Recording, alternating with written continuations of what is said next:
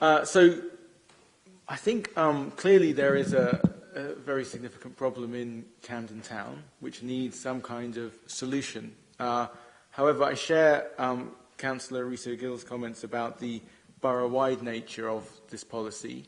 None of the points that the officer have made are convincing to me. There's no, I don't see the basis of the displacement argument. The buskers go where they can make money. If they could make money in other parts of the borough, they'd be there already, albeit in lower numbers. The simplicity point, I think we have some of these lines which you refer to in other parts of our licensing policy, and they work perfectly well. I don't see why they can't be replicated for this purpose. And in terms of the concerns I have, there is, for example, at Swiss Cottage Marketplace, an old man who's blind who plays his violin outside the tube station there on most days. He is completely harmless. The music he plays it's nice, it's a bit quirky. If you were to say to him that he had to have a license that he had to apply for in writing, that he had to pay for, I think he'd be scared away and we'd lose him.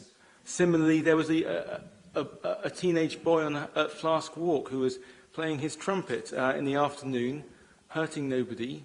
He was a reasonable quality again, doing no harm whatsoever. He would have to apply for a special license under this policy and pay 50 quid. And if he didn't do that because he didn't know about it, in theory, he could be slapped with a £1,000 fine. That is just madness to me. Now, we need to do something about Camden Town. Clearly, we need to do something about that.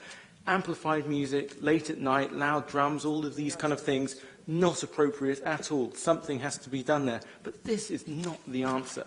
It's far too heavy and far too broad in its application, and I think we need to think again and be far more creative. And it seems pretty clear to me, from everything we've heard this evening, that in drawing up this draft policy, possible solutions from other parts of the country, like Bournemouth or Liverpool, looking at what's happened in Hillingdon, how the policies work, the application of this legislation has worked there or not, talking to people from the union, buskers, residents and so on, to try and work out what would be the best solution to this specific problem in Camden Town and perhaps in a few other areas in Covent Garden, would be a far better approach than this policy here, which I think is flawed. Thank you.